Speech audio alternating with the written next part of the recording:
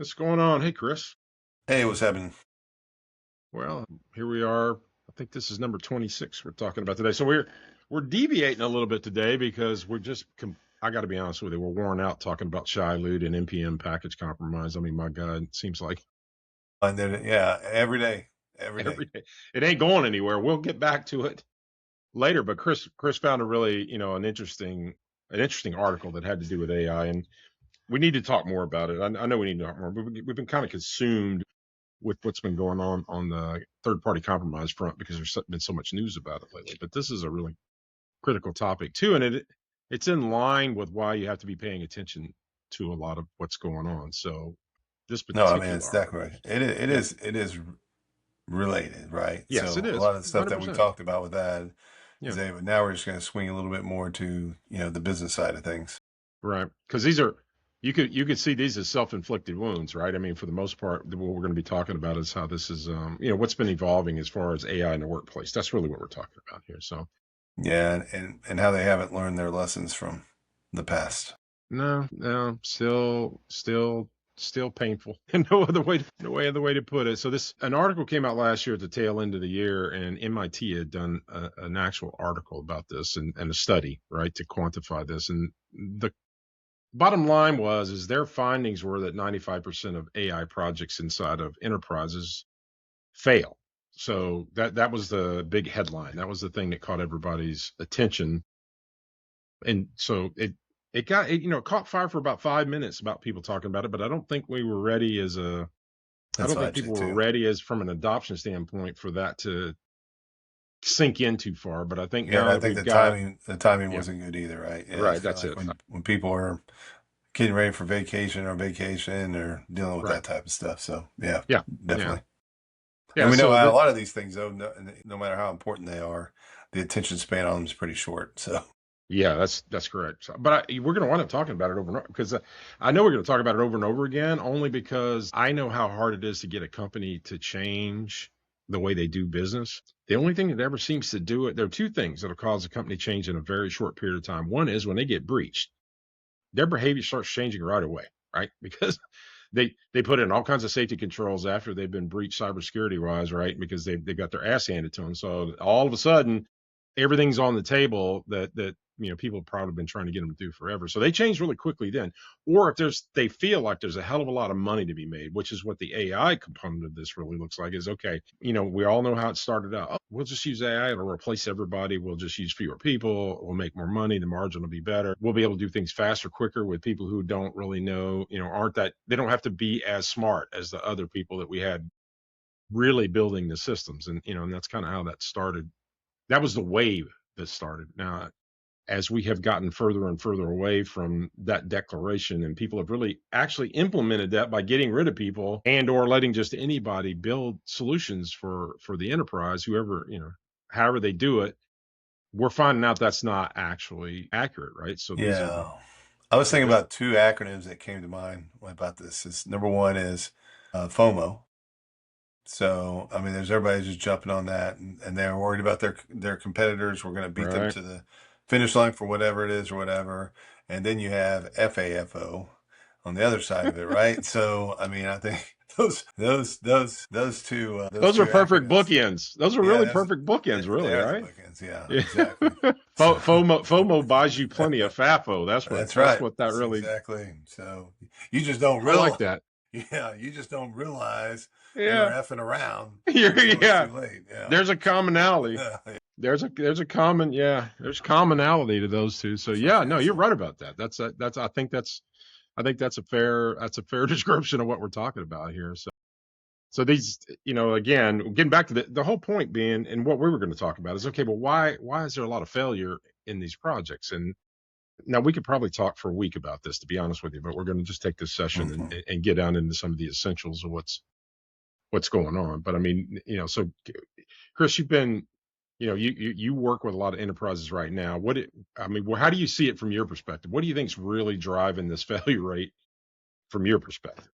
Yeah, I think a lot of it is it's too much of a brainstorming exercise, if that makes sense. Like, you usually brainstorm and then filter that down and then get a little bit more directional and then start to do your work. And obviously, whatever those things that did get filtered out, those projects should link something back to strategy. I think in this particular case, it was like, I think a lot of organizations just said, hey, we're going to let you loose, give you access to these tools, and make something happen. And so, without any real direction, without any link back to any kind of strategy or whatever the case may be. So, you probably just had a brainstorming a bunch of pet projects and say, well, what's the return on that? Or where's the biggest win? I mean, you and I were talking before this. We'll get to it, but a lot of these are like a lot of the ones that have been successful are in the customer service area. That's correct. And so, yeah, so like if you like took a few seconds and stepped back and said, okay, hey, look, we're going to do this, but let's focus on where we can get some big wins in the customer service area versus just everybody just shotgunning all over the place. I think they would have been in better shape. But I think here I think people got stuck on the concept that, oh man, if I just let enough people, at least one person is going to create something massively profitable or massively cost savings, and it's going to work. And I think a lot of people found out that's not the case. No, And then they got big fat AI bills now to deal with. Well, they got the FAFO side of it. Yeah, they did. Yeah. Well, I mean, so this is my take on it is this: AI is a technology, right? It's basically a new technology that we've been trying to metabolize for the last 2.5, almost 3 years now, but it's complex. It's not simple. It's not something that you can, most technologies you can rip the hood off of, look underneath, and see exactly how it works, and you sort of know what to expect because you can see how it's kind of put together, and you know that if you put something in the input side of it, you're pretty sure what the output side is going to wind up looking like. That those are very deterministic, right? I mean, we understand technologies that way, but AI isn't like that, right? Because there is no ripping the hood off of AI and saying, well, wait a minute, how did it exactly get to the answer that I'm getting when I put this, input into it?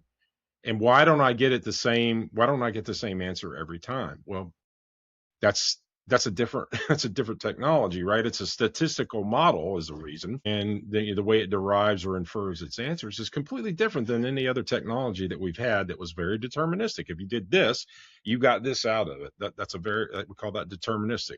Every time you did A, you got B. Whereas with AI, every time you do A, you might get Z or T or Y, or every time you go about it, it's because of what it is from a technology standpoint, which is an inference engine. And I think people felt like, hey, this is more like a common widget that we're used to working with forever. And therefore, when I put A in it, I'm going to get B. Therefore I can focus on a goal. Like from a business standpoint, I want to focus on an outcome. I can focus on that outcome. And if I give it the input it needs to have to be able to determine it, it's going to give me that outcome the same way every time. And that's just not how that technology actually functions. Yeah, that's a good point. Yeah, they might have some expectations, like they right. just got to like search engines. Let's just say Yeah, Google things, exactly. and most of the time you Google, Yeah, the right. answer is going to be right. That's With correct. AI, I mean, I remember I was chatting with my dad earlier today, and he just mentioned the term shortwave radio, so I looked it up, Right.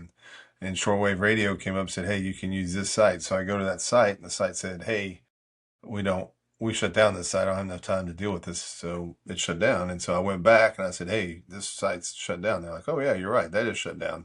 But so that's the point is, and then maybe tomorrow I ask the same question, get the same answer or a completely different answer. And I think just people don't understand Right. the pros and cons and the caveats and all those types of things. Yeah. So that's so we even got to the real problem. That's just the foundation of the technology that we're talking about. Yeah. That's just what we're working with. Well, when you layer on top of that, the preconception that, hey, because they again, they're anthropomorphizing this thing as something simple and easy to use. And when you give it A, you get B every time. Then if you make the next leap and say, well, let's just give everybody this tool, right? And they should be able to do what they're used to doing, but just using it a lot faster or a lot cheaper or do more of it or whatever without any consideration beyond that. They're just giving the toolboxes out to people, and or those people are using toolboxes that don't belong to the company. That's what we call shadow AI when we talk about that terminology. That's what shadow AI is that people they're not using AI resources of the company they work for. They're using private AI resources that they subscribe to or whatever, and using it to do work in their company, because maybe they are smart enough to get some content generation, which it's good at. Like we talked about, help desk, it's pretty good at content generation and or small, simple answers to questions and things. Very good at that. But they're applying that to whatever the hell they're trying to do from a business standpoint, but they're using their own private resources, which is, again, that's a threat. But we could talk about that more as when we get into the cybersecurity governance side of this. When we talk about Sure. governance, that's when we're going to get into that for sure, right? But when So anyway, you talk yeah, about the shadow AI, I mean, yeah, we had the term comes from shadow IT. yeah, Excuse me. And this is what I was exactly. talking about. We went through that process. And if we would have done that the right way, this dealing with shadow AI wouldn't be that difficult. But That's correct. we didn't deal with that properly. And so here we are. No, no. So now you've got shadow AI, which is at an application level, riding on shadow IT, which is a infrastructure level problem, and they're both still slightly out of control, right? I mean, they're both just out of governance. Let's just put it that way. But anyway, so now again, technology, then people, you just hand them the tools expecting them to do the right thing. But you're doing it from a company owner or a leadership team perspective. You're doing that without giving them, and you mentioned this, Chris, without giving them any quote strategy to follow to try and achieve some sort of an outcome. You're depending on each individual to determine what a viable project looks like, instead of it being part of an overall strategy as defined by the company. And now that's not the employee's fault. Sorry, that is not the employee's fault, but that they're just doing the best they can with what they got. It's a leadership problem. These failures in projects, these are not the user's problem. They're doing the best they can with what they got. If you're a leader in an organization and you turn them loose with those tools without any guidance or governance of any kind, because you don't know that you need it, Yeah. ignorance is not going to cover you on this thing. Yeah. Not knowing. Yeah, And no guidance, no training. I mean, yeah, exactly. and it is, you're right. I mean, it is, you can't fault employees for wanting No, to improve their work life no, and no. improve the ways they're going to do it. I mean, that's where shadow IT started. That's And I mean, exactly it's the same thing here. I mean, so if you're just going to take that kind of hardcore stance and that's just say, correct. we're not going to do that, it's going to happen. And it's going to happen incorrectly. So you need to get in front of it. Well, I think it's too late to say get in front of it, but you need to get on top of it right now Right. and figure out a way to empower your employees, train them correctly, let them understand the risks, Yes. make sure they 100%. continuously are informed of these things, and then go forward. Yeah. So how do you address? So if you're a leader and you don't know, but I mean, you need to do something, but you don't know what you need to do. Look, the whole failure point of this thing is because the organization as a whole, it is just not fluent in the use of the new technology. That's really what it comes down to. How are they supposed to be fluent when it's a brand new technology to them too? And yes, you could send them off to do some kind of YouTube training or something that doesn't cost you anything. But what you're going to get, if you got 10 people, you're going to get 10 different practices that they're building up and following day in and day out to do whatever it is they're doing.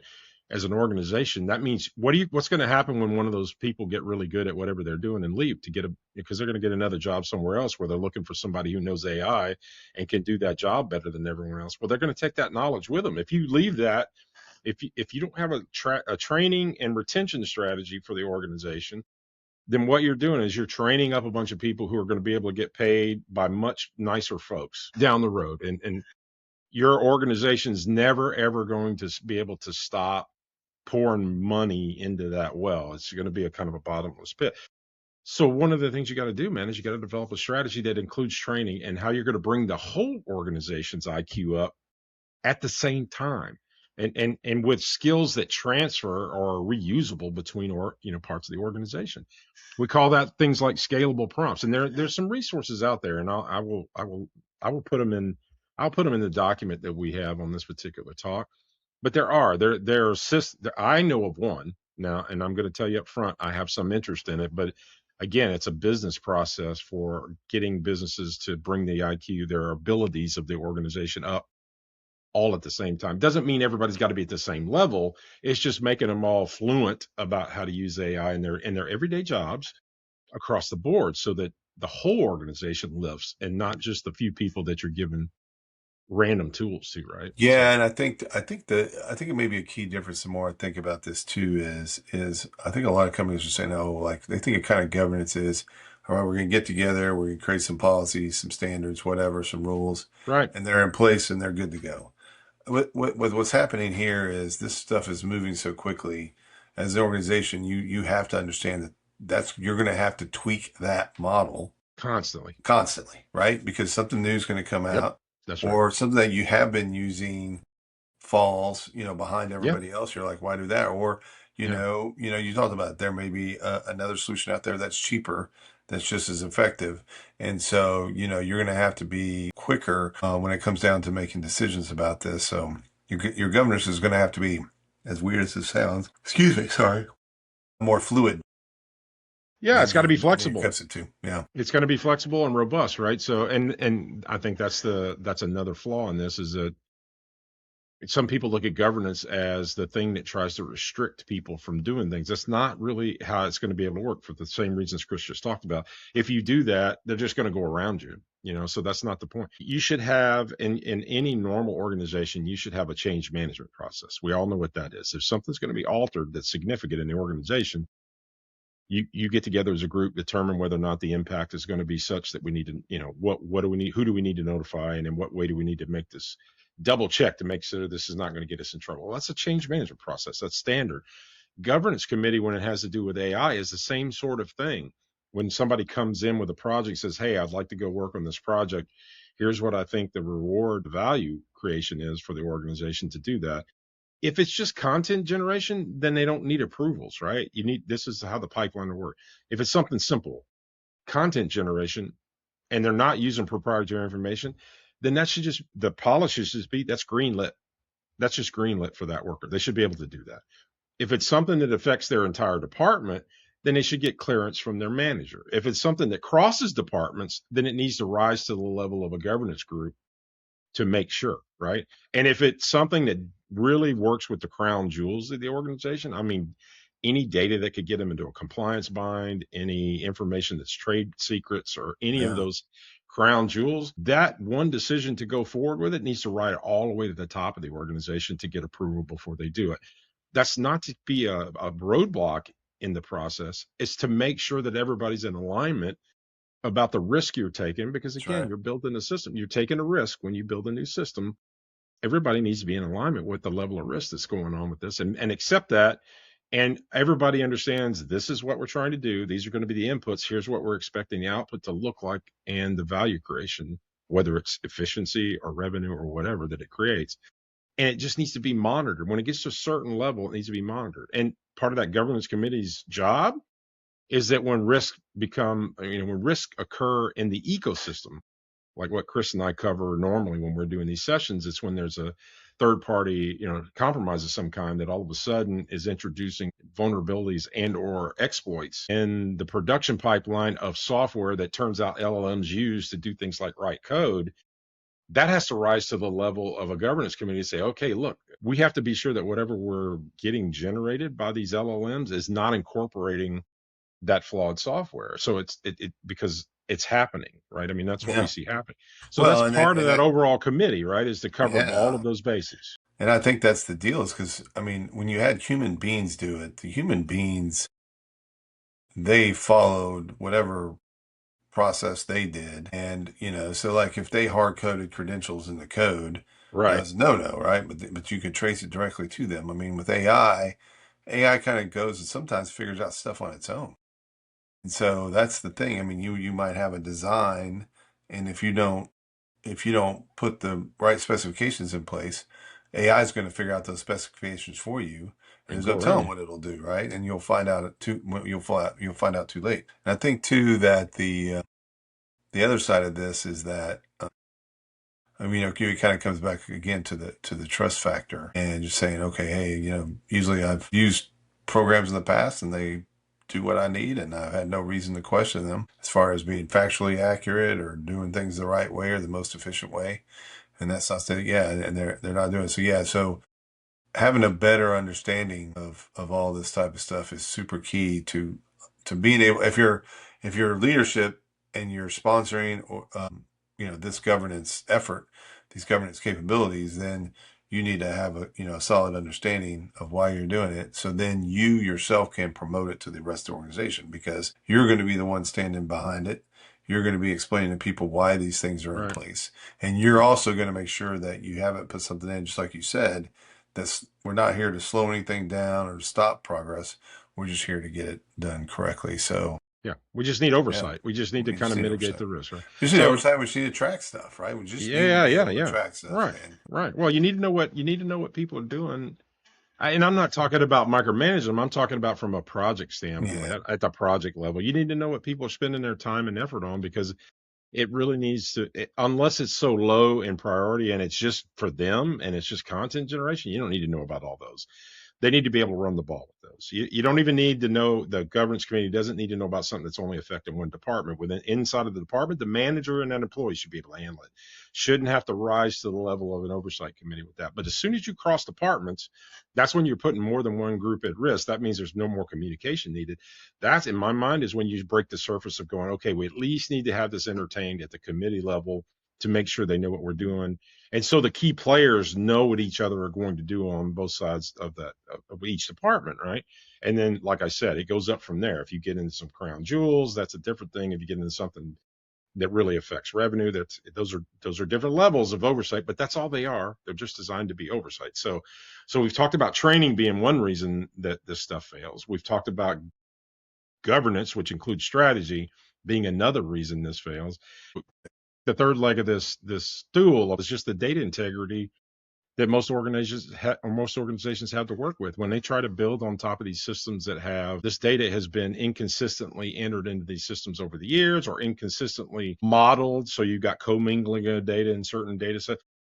Chris will tell you that from a data labeling and a data policy standpoint, you're not going to be able to layer policies on top of that to keep people from having access to data that they shouldn't necessarily have access to. well, and that, Everybody should get access to data that they should have access to, but not access to data that they don't have yeah, access to. and especially in the small to medium sized organizations, that data is not organized in a way to figure it out. And you mentioned earlier the term crown jewels.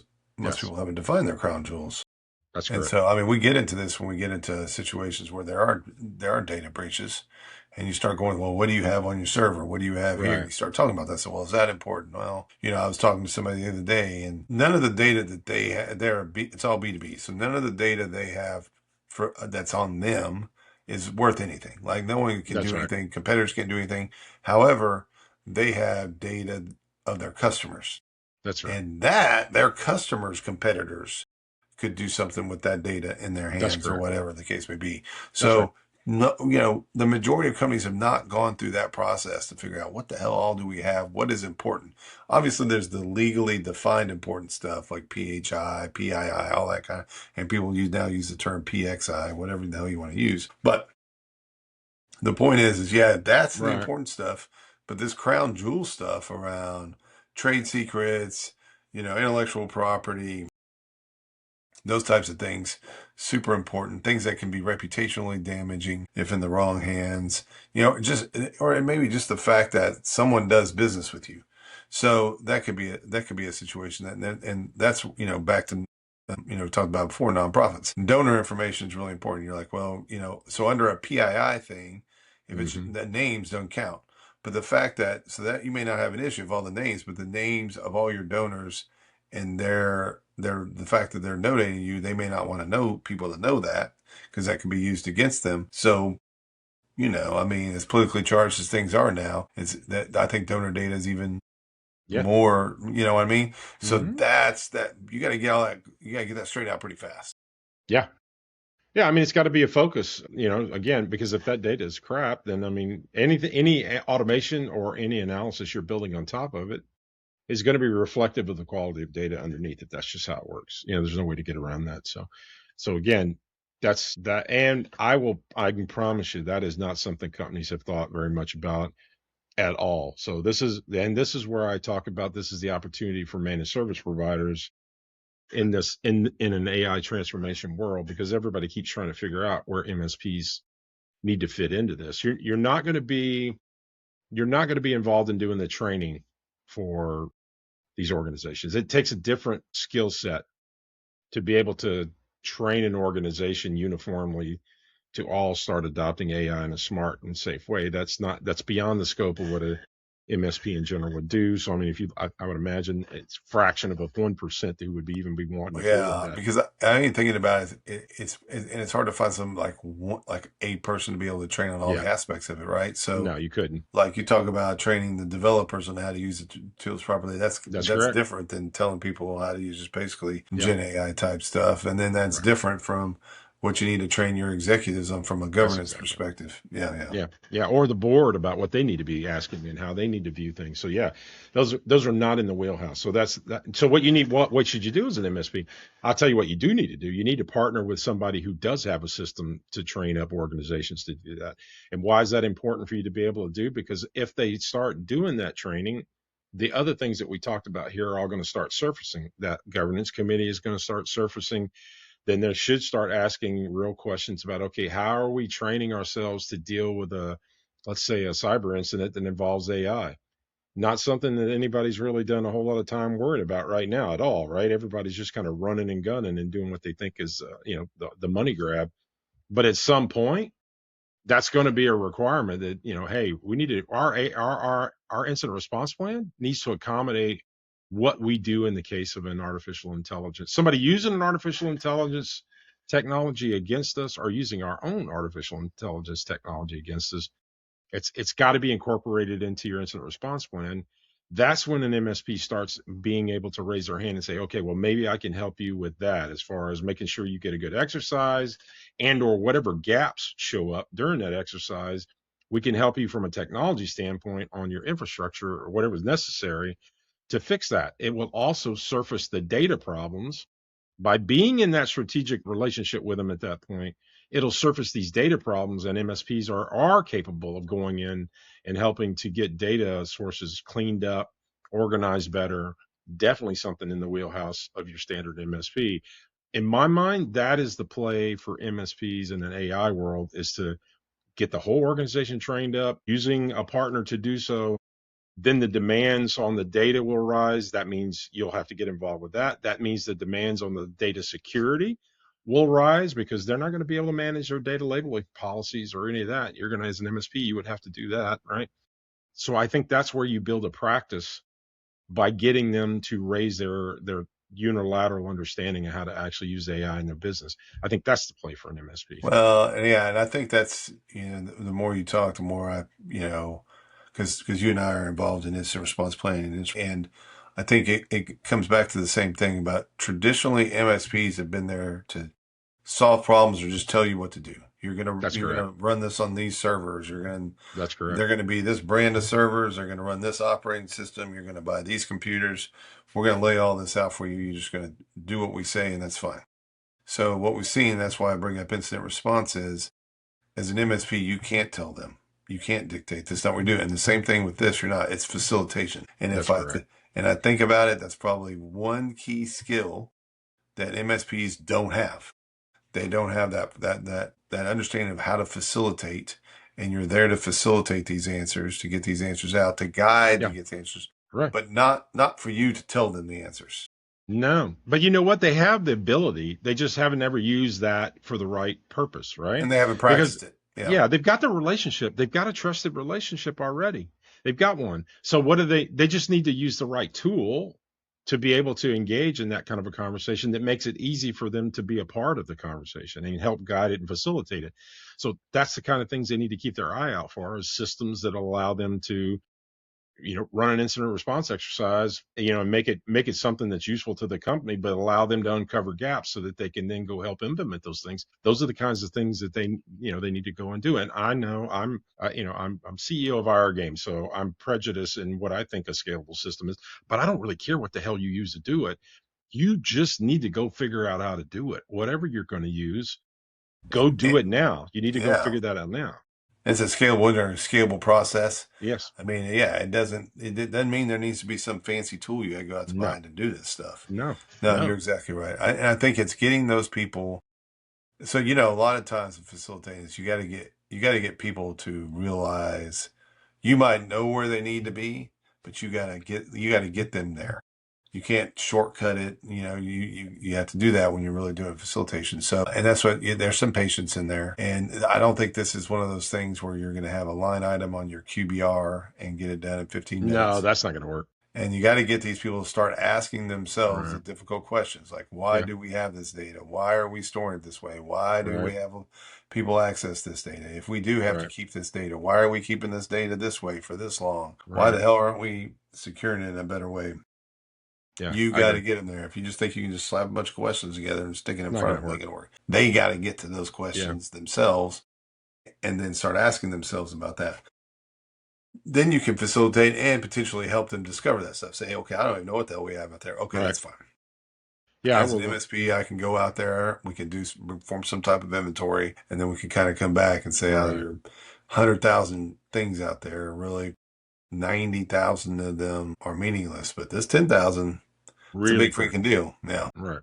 Yeah, I'll give you something that we found out with our game, and I'll give it to you for free so that when you're building whatever you're going to use for this, you do. Here's the thing: if you try to make it customized to the company that you're working with, and you try to hold some kind of an exercise, you're going to spend half your time in group therapy trying to get them over the fact that you're going to hurt somebody's feelings as you go through this process. So I'm just telling you now, you can go look it up. That's just how it works. What I will tell you that they'll pay money to do is they'll pay money to talk shit about a different company. They'll actually pay to talk shit about a different company. And That's a what's good point. interesting, when you do it that way, when they're working on a fictitious company in these exercises, they already start saying, well, you know what, these guys suck. But I mean, do we have that handled on our side? Because I'm not sure if we got it handled on our side. That's a different lens to be looking at what you're not doing. And they're more open-minded about doing it. And to Chris's point, you can't really tell them where their flaws are. You need them to uncover where their flaws are themselves to a certain extent, right? It's just like therapy. The therapists are successful because they get you talking. And when they get you talking about your problems, you start figuring out ways to solve it. And that is something that we learned the hard way, is that if you go in starting to explain why they're failing, then they just seize up and you don't really get any sort of learning out of the process. But if you can do a fictitious company all day long and they're all over that, dude. They got no problem saying, well, these people suck. They don't know what they're doing. They obviously ain't making really good decisions. And then you go, okay, well, you've got that covered yourself though, right? And they go, well, we got something in our plan, but I don't know. I haven't seen it in a while, or I don't know if we got that exact case covered. We'll write it down. That'll be a gap. We'll come back to it later. We'll come back later and figure that out and figure out how to fix that. And that disarms them and you get to move forward. So that's a really good way, a method of being able to get past the resistance that a lot of times that you got to Well, and get. I So think it's interesting you bring that up because I think pretty much everybody that's going to be watching this has probably read the book Five Dysfunctions of a Team, and that's exactly right. that's exactly how that works, right? Like, God, these That guys are is a shit show, right? This guy's an asshole. This chick's a, exactly. whatever, and you're like, that can't be us, but you go, oh, but there are pieces of that guy, or there are pieces of Yeah, this, or whatever, right? that's So. exactly right. Yeah, no, I get it. You're exactly right. So, but and then again, practice on yourself, practice on your That's staff. right. That's right. Yeah, and Run your own team through it. Run your own team through it a few or times. bring find somebody that does know how to do it good and learn Yeah, off of right. them. Have them do it a few times, and then learn Yeah, off of them. Train the yeah, trainer type deal. yeah, So, absolutely. yeah, for sure. So anyway, so when you combine all these things, we talked about a lot. We covered a whole lot of turf in this thing, but it should be no surprise that 95% of the projects fail when A, they don't put the training in place, B, they don't have that strategic vision and governance in place. C, they haven't really dealt with the whole, idea of the compliance and everything else that goes along with it, and they haven't trained up and they haven't dealt with it. They don't have that strategic relationship. You could tell that there's so many things that are a part of this equation. It's not an easy fix, to be able to go in there. But I think that is what MSPs are really have the opportunity. I think it's the biggest opportunity they've had to help these enterprises actually succeed at AI transformation by taking an active part in what's going on there. But You're that's right. the reason the projects fail. This may be you might right. This is probably the best opportunity Yeah, I agree. that MSPs have had to truly insert themselves into their That's correct. current business. That's correct. It's Yeah. always been a struggle. I'm going Yeah. to say it's been a struggle for all, but it's been a struggle for many. It's one of the things. But, again, a lot of it comes down to a lot of MSPs are technical people That's and correct. don't relate to the business. But here you have that bridge, That is a and bridge. this is it. Yeah. Yes. Yeah. And if you don't do it, another MSP is going to step in there and show up and going to be survival of the fittest. So, I mean, some people that are listening to this are already going to figured it out and already be down the process of it. So, yeah, it's going to be survival of the fittest. But you're going to have to evolve. And I don't know any other way to do it. You cannot evolve if you don't have a strategic relationship. And there's only so many ways you can establish that with a customer. There's just not that many tools to allow you to talk to that C-level group and be in on that discussion. It has to be something very business centric, and you have to have the vocabulary to be able to do that, right? I mean, Rita Boone, Andrew Morgan and Brian Blakely have this class on, being able to actually have conversations with C-level people about cybersecurity. That's a training you could go take, you know what I mean? And be better at having these conversations with them. But if you have more tools besides just cybersecurity, now we're talking about AI transformation initiatives. That's a thing. We're talking about instant response. That's a thing. These are multiple touch points then at that point that you can combine. And I honestly feel like the MSPs are the only ones that are going to be able to do it. They're the only ones going to be able to help this actually work long term. I don't think anybody else is going to be able to. So. Yeah, no, that's true, because they're your clients. Their clients are going to be looking at them for, once they figure this stuff out, to help them That's get right. this stuff done. And that's where the MSP is going to be able to step in and say, oh, that's great. We have this great governance platform that aligns well, fits for somebody of yours. Pricing is going to be good, because the whole point of this is to put things in place, to protect you from a liability perspective, but also protect your employees from going and spending $1 bajillion on AI tokens and stuff of that nature. So yeah, for sure. Well, and you should get the value out of it. You should get value creation, expense reduction, and revenue generation. Real measurable stuff. Things that you can measure. Exactly. I agree. Well, all right. Yeah. We could talk about this a lot, dude. I love this subject, right? But I think we covered the main points about this is at least everybody should have a better understanding of why these things actually fail at this point, because we're only doing about 1/10 what's necessary to actually make it succeed. That's the reason we're failing. Yeah, and the predictions, I think you had one in here, Gartner predicts that, a vast majority of the projects will be canceled because there's no value. Of course. It's not creating value. We'll follow that. Well, so we'll follow that. See if it gets any better. Yeah, 100%. All right. All right. That's it. We'll see you guys next time. All right. Thanks. Ciao.